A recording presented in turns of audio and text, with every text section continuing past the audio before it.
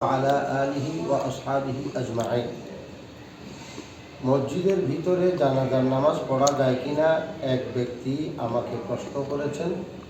তার জবাবে আমি ওই ব্যক্তির প্রশ্নের জবাব এবং সকল মুসলমানদের এই সংক্রান্ত প্রশ্নের জবাবে আরজ করতে চাই।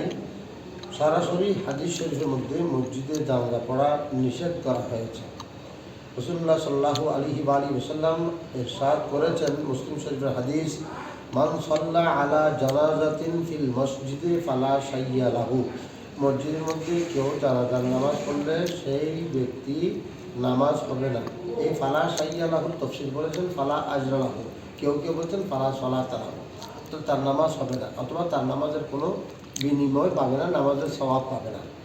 তো এই হাদিসকে ভিত্তি করে উলামায়ে কেরাম বুজুর্গানে দ্বীন সিদ্ধান্তে পৌঁছেছেন যে নামাজের মধ্যে মসজিদের মধ্যে জানাজার নামাজ পড়া মকরুহে তাহরিমি, এবং সেই মকরুহে তাহরিমি মইয়ত মসজিদের বাইরে হোক বা মইয়ত মসজিদের ভিতরে হোক, মানুষ বাইরে হোক বা মানুষ ভিতরে হোক, মতলাকান এটা মকরুহে তাহরিমি। বাহারে শরীয়তের মধ্যেও সেই কথাটা কিতাবুল জানায়েজের মধ্যে এসেছে 31 নম্বর প্রশ্নের জবাবে, কিতাবুল জানায়েজ 4 নম্বর হিস্সা।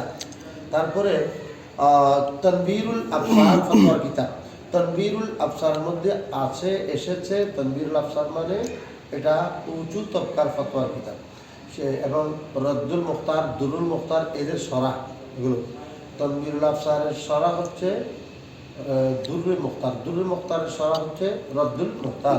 সেখানে রদ্দুল মুখতারকে ফতোয়া সাহেব বলা হয়। এই ফতোয়া স্বামীর প্রথম খণ্ডে 123 নম্বর পৃষ্ঠায় বলা হয়েছে তনবীরুল আবসারের রেফারেন্সে যে কারিহাত তাহরিমান ফি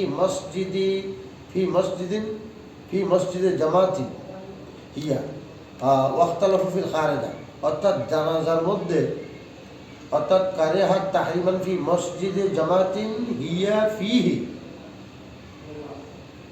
জানাজার নামাজ মসজিদের মধ্যে জামাতের সাথে পড়াটা মকরুহ তাহরিমি, এবং এই জানাজার লাশটা মসজিদের বাইরে থাকুক আর ভিতরে থাকুক। তবে মসজিদের লাশ বাইরে রাখলে, ভিতরে মানুষ দাঁড়ালে সেখানে কিলওয়ালা কেউ এটাকে জায়েজ বলেছেন, কিন্তু ওয়াল মুখতার সর্বসম্মত মতামত হচ্ছে যে আল কারাহাতু মুতলকভাবে কোনো কন্ডিশন ছাড়া আমভাবে সাধারণভাবে এটা মাকরুহ। তো জুমার দিন জানাজা আসলে আরেকটা প্রশ্ন আসছে, জুমার দিন জানাজা আসলে জুমা পড়ার পরে সুন্নতগুলো পড়বে নাকি জানাজা পড়বে? তখন সেখানেও সিদ্ধান্ত হচ্ছে যে সুন্নতে মোরাতাবা, যেগুলো সুন্নতে ওয়াক্তি আছে সেগুলো পড়েই জানাজা পড়বে। অবশ্যই এর বিপরীতেও কেউ বলছেন না, যেহেতু জানাজা ওয়াজিব বা ফরজে কিফায়া, এজন্য আগে পড়ে ফেলবে। রাসূল পাক সাল্লাল্লাহু আলাইহি ওয়াসাল্লাম নিজের সন্তান হযরত ইব্রাহিম রাদিয়াল্লাহু তাআলা আনহুর জানাজাও মসজিদে পড়লেন। নাজ্জাশীর জানাজা যেটা খবর আসছে, আল্লাহ রাসূল পাক সাল্লাল্লাহু আলাইহি ওয়াসাল্লাম নাজ্জাশীর জানাজা সেটাও মসজিদে না পড়ে বাইরে পড়েছেন, নাজ্জাশীর জানাজাও বাইরে পড়েছেন। সকল সাহাবায়ে কেরাম কিতাবুল আবাতিল ওয়াল মানাকির ওয়াস সিহাব ওয়াল মাশাহিদ, এই কিতাবের মধ্যে 227 নম্বর পৃষ্ঠা এবং 441 নম্বর হাদিস এখানে নকল করেছেন। সকল সাহাবায়ে কেরাম এবং সকল তাবিঈনদের ঐক্যমত সিদ্ধান্ত হচ্ছে মসজিদের মধ্যে জানাজা পড়া জায়েজ নাই। হযরত সাদ ইবনে আবি ওয়াক্কাস রাদিয়াল্লাহু আনহু আশারা মুবাশশারার সর্বশেষ ব্যক্তি যিনি 50 বা 52 হিজরিতে ইন্তেকাল করেছেন আকিক নামক জায়গাতে, মদিনা শরীফ থেকে 30 কিলোমিটার দূরে, 30 মাইল দূরে। তো সাহাবায়ে কেরাম যেহেতু সর্বশেষ উনি ইন্তেকাল করেছেন, তাহার জানাজাটা বড় করে ওনার খাটিয়ার মধ্যে লম্বা করে বাঁশ এবং টাঙিয়ে সবাই কাঁধে নেওয়ার সৌভাগ্য অর্জন করেছেন। সেই সাদ বিন আবি ওয়াক্কাস রাদিয়াল্লাহু তাআলা তাহার জানাজা যখন মদিনা শরীফে উপস্থিত হলো, তখন হযরত আয়েশা সিদ্দিকা সকল সাহাবাদেরকে অনুরোধ করেছেন ওনার জানাজাটা যাতে মসজিদে হয়। মসজিদে হলে মসজিদের নববীর সাথে যেহেতু আয়েশা সিদ্দিকার কামরা লাগানো, সেখানে উনিও জানাজার মধ্যে অংশগ্রহণ করতে পারবেন, সেই কারণে অনুরোধ করেছেন। কিন্তু সাহাবায়ে কেরাম হযরত আয়েশা সিদ্দিকার অনুরোধ রক্ষা করে নাই, যদিও বা আয়েশা সিদ্দিকা সবার সম্মানিত, যেহেতু মসজিদে জানাজা আল্লাহ রাসূল নিষেধ করেছেন, সেই কারণে আয়েশা সিদ্দিকার অনুরোধ পর্যন্ত রক্ষা করেন নাই, অর্থাৎ মসজিদের মধ্যে কোনো জানাজার সিস্টেম নেই। সকল সাহাবা একরাম একমত হয়েছেন মসজিদে জানাজা পড়া যাবে না। আর এই কথাটা আপনি পাবেন জামিউল উসুল পঞ্চম খণ্ড 392 পৃষ্ঠা, কিতাবুল মুয়াসসার শরহে মাসাবিহুস সুন্নাহ দ্বিতীয় খণ্ড 392 পৃষ্ঠা। এবং এই সরকারি জামানা সাল্লাল্লাহু আলাইহি ওয়াসাল্লামের জামানা থেকে শুরু করে এই পর্যন্ত যুগ যুগ ধরে মসজিদেই জানাজা পড়া হয় নাই, মসজিদের বাইরেই জানাজা পড়েছেন, কারণ এটা সুন্নত নয়, মসজিদে জানাজা পড়া সুন্নত নয়।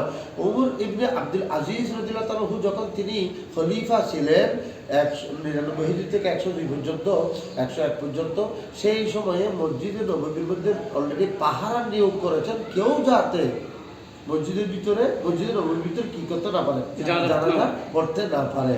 তো এই কথাটা পাবেন আপনি আন-নাসিখ ওয়াল মানসুখ ফি হাদিসিন আখার ফি সলাতি আলাল জানাজা ফিল মসজিদে, এটা 189 পৃষ্ঠার মধ্যে, এই কিতাবের 189 পৃষ্ঠার মধ্যে এই কথাটা আছে যে হযরত ওমর বিন আব্দুল আজিজ রাদিয়াল্লাহু তাআলা মসজিদের নববীর গেটের মধ্যে পাহারাদার নিয়োগ করে রাখতেন, যাতে করে কেউ মসজিদে জানাজা পড়তে না পারে।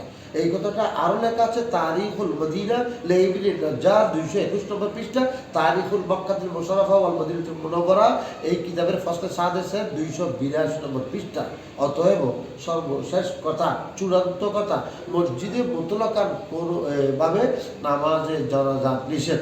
মসজিদ ভিতরে থাকুক বা বাইরে থাকুক, মুসল্লি ভিতরে থাকুক বা বাইরে থাকুক, সর্ব অবস্থায় মসজিদের মধ্যে জানাজার নামাজ পড়া মাকরুহে তাহরিমি। ইমাম তহাবী রাদিয়াল্লাহু তাআলা আনহু, ইমাম আবু জাফর আহমদ বিন মুহাম্মদ বিন সালামা তহাবী রাদিয়াল্লাহু তাআলা আনহু, যিনি হানাফি মাযহাবের ব্যারিস্টার তো আছেই এবং বড় হাদিসের ইমাম, ফিকহেরও ইমাম, সেই আবু জাফর তহাবী শরহে মাআনিল আসার এই কিতাবের মধ্যে, কিতাবুল জানাজা চ্যাপ্টারের মধ্যে এই কথা স্পষ্ট করে বলেছেন, আমাদের আইম্মায়ে সালাসা তথা ইমাম আজম আবু হানিফা রাদিয়াল্লাহু তাআলা, ইমাম মুহাম্মদ রাদিয়াল্লাহু তাআলা, ইমাম আবু ইউসুফ রাদিয়াল্লাহু তাআলা, তিনজনের ঐক্যমত সিদ্ধান্ত হচ্ছে মসজিদে